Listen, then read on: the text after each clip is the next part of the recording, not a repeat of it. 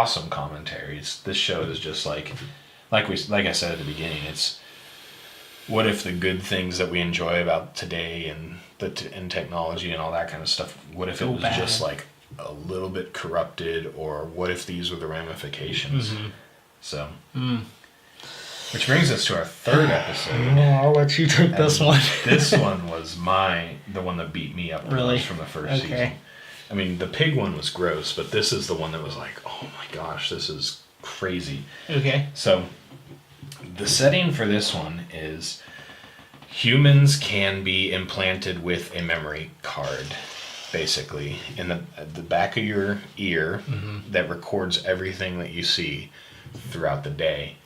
And you have a control so that you can rewind and replay scenes from your day. And so you can relive good memories, you can relive bad memories, you've got all this memory being stored there, and you can go back years, from whatever point you installed it. So that's the guy. The guy is in a job interview, is how it starts out. And he's being interviewed by 3 people, and he's answering the questions. And then as he's riding the elevator down from the interview, he's replaying the interview, and he's looking at like cues from the other people. Yeah. Trying to figure out, what did they mean by that? Yeah. Is this a good thing or a bad thing? Facial expressions and... They blinked, or they looked to one another, or something at this crossed point. out something on the paper. What are they doing there? Yeah. And so that's how it starts, is he's like replaying this. And then he gets to his wife. I think he comes home from that business trip or that interview a day early. And he walks into a party that his friend is throwing, and his wife is talking to an old boyfriend. And he walks in, and he's not expected, and as soon as he gets there, their attitude changes. Right. And so he, later on throughout the show, keeps replaying that, walking into the room and trying to guess at what they're saying and stuff. And trying to guess at like all of the subtle facial cues that his wife is giving off during the dinner party and everything. And it just gets more and more messed up from there. They're having sex. Yeah. That was disturbing. That really disturbed me, because they're having sex with each other, but they're both replaying the best sex they've ever had. Yeah, because they're different scenes also, I think, not the same scene. Yeah. But they're not in the moment. They're both they're basically just having sex just for the pleasure of that. Right. But fantasizing about a previous time that they had sex together. Yeah, because when they were having sex, and then it panned out to what was really happening, and they were just like both off in bed on their own, and I was just like, oh my gosh. Yeah. It was just replaying freaky. It turns out that she was cheating on him. The way that he gets to it is he makes her replay her memories. There's one scene from her memories that she said all those memories were from before we were together, but there's one scene in her memories that he picks out a piece of art that they bought together, and he's able to say that was in our bed, that was our art. But it's just like, that was a damaging episode for me, because I've thought about like, how cool would it be to have a better memory of things, and at the end of the day be able to go through what happened that day and remember all the things, and I'm like, I need to remember that, or make a note of it and be able to come back to it, or all of the ideas that I have, write them, record them at the end of the day, and then review that at the end of the month and stuff like that. So I actually, this was years ago, had the idea of, in Battlestar Galactica, when a Cylon dies, it's rebirthed in like this pool of chemical fluid stuff, like it looks like milk kind of, but all the memories from the previous Cylons are downloaded into that new one. I'm like, how cool would it be if we just went to bed in like this waterbed type thing, and something plugged into our brain and downloaded all of the things that we forget all day long, because it's stored in short-term memory. Right. And I'm like, how cool would it be if we could then pull up that short-term memory and realize all these things that had happened that we'd forgotten about by then. And so this episode was like, it might be a good thing that we forget things as humans. Because the woman, I think she was generally sorry for cheating, and she moved on, but with the memory, he could never let it go. Yeah. So it just damaged their relationship. Yeah. And you could select to delete stuff, and you could choose to let things go. And there was one person in there who had actually opted to have the thing removed, and was talking about how much greater life was now that she had it removed, and nobody like trusted her anymore. She was like an outcast because she had this thing removed. But they're talking about how like you could just replay your best sex scenes from your entire life and stuff. And all this stuff was just eating at these characters, not being able to let anything go, living in the past, living in their best versions of everything, and holding things against each other that had happened back then, and just the ability to rewind and play and pause and all this kind of stuff.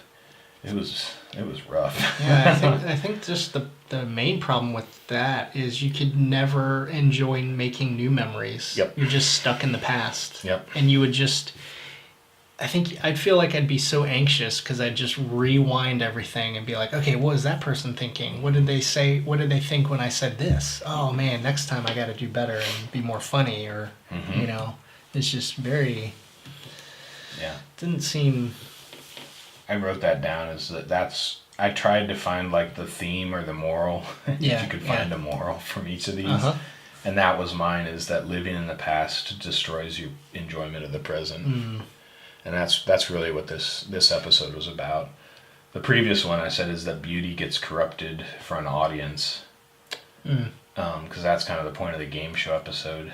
And the pig one, besides just being revolting, I think the pig one is, because the pig one was very much about like the audience keeps cheering and says, why aren't you doing, and they're getting mad at him because he's taking so long to make this decision and stuff. Yeah.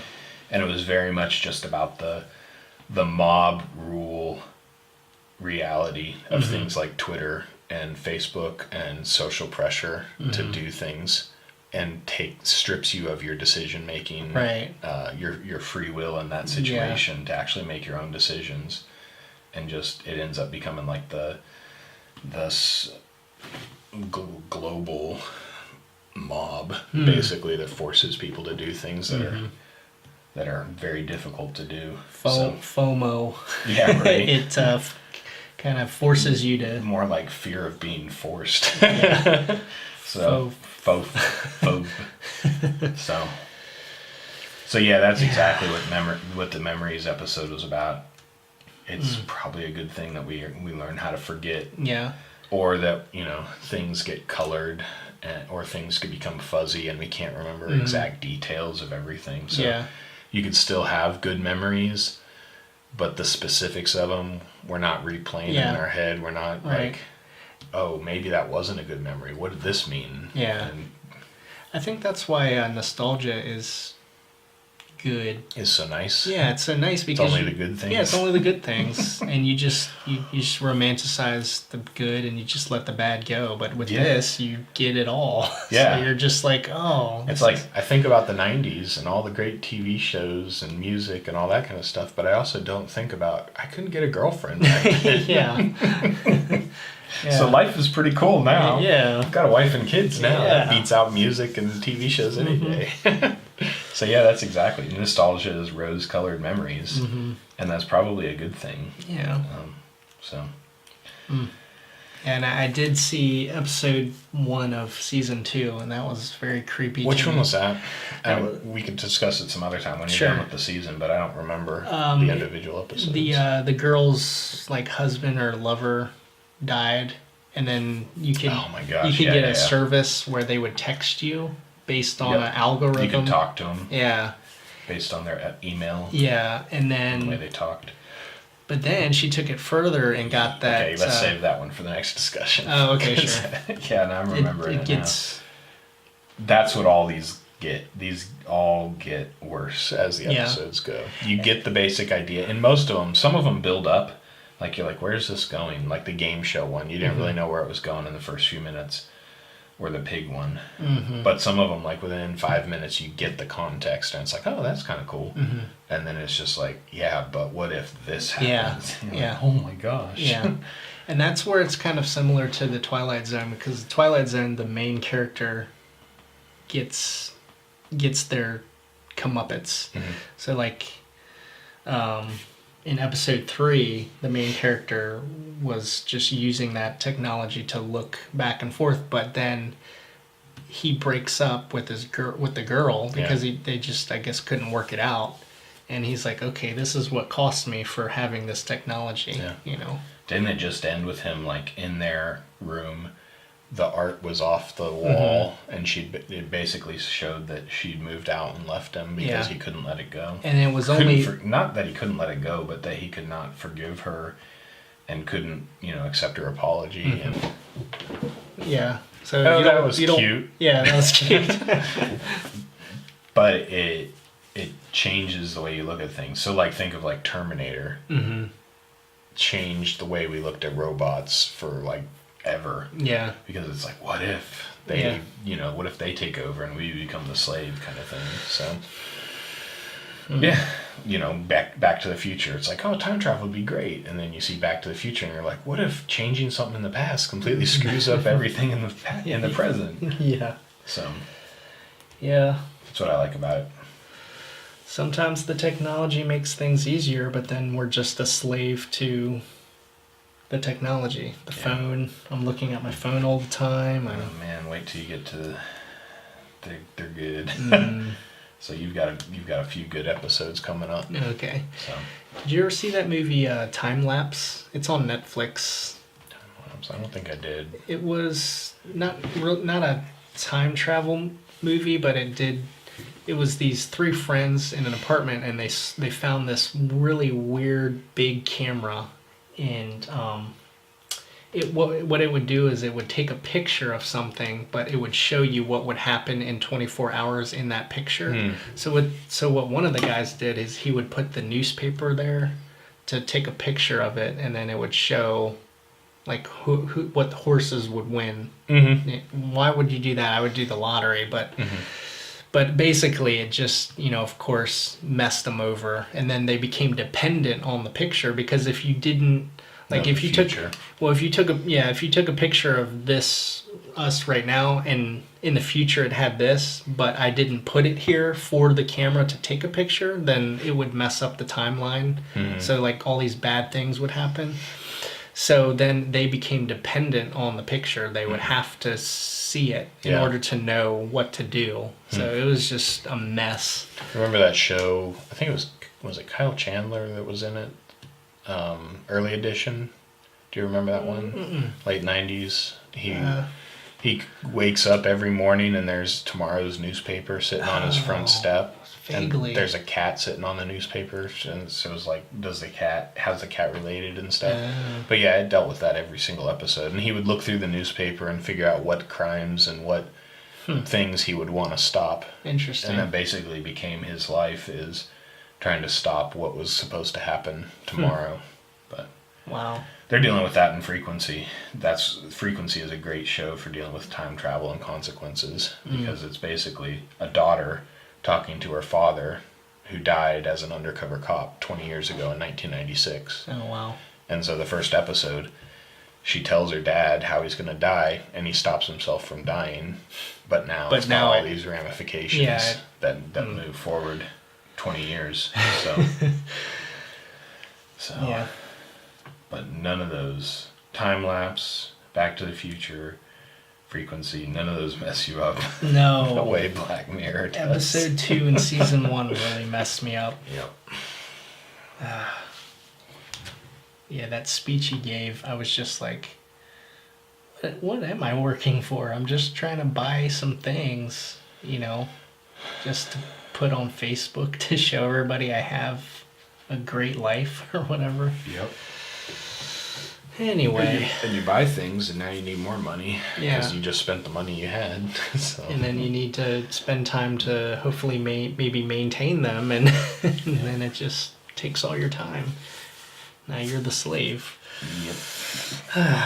Okay, well, where can people find you? Just one last thing. Good. Yeah.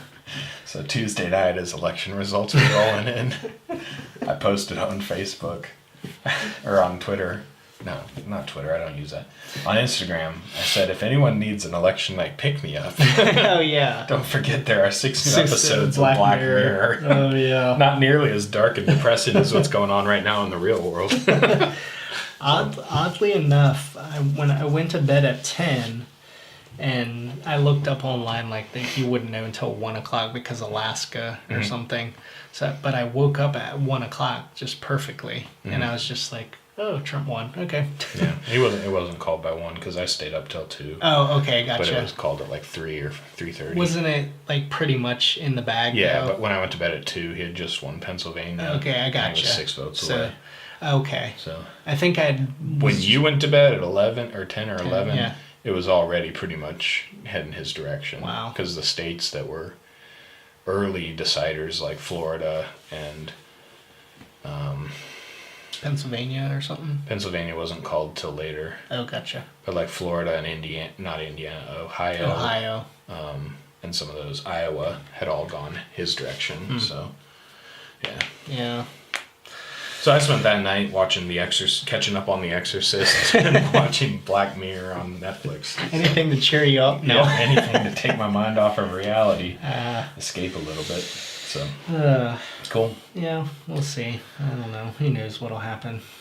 Yeah. Where can people find you? I am on Instagram at CP_EH or blogging daily at barrettyoung.com. And I'm on Twitter at Charchangs. I don't really mess with Facebook anymore. And don't forget to support the show, patreon.com/HadokenDebt. See ya. Later.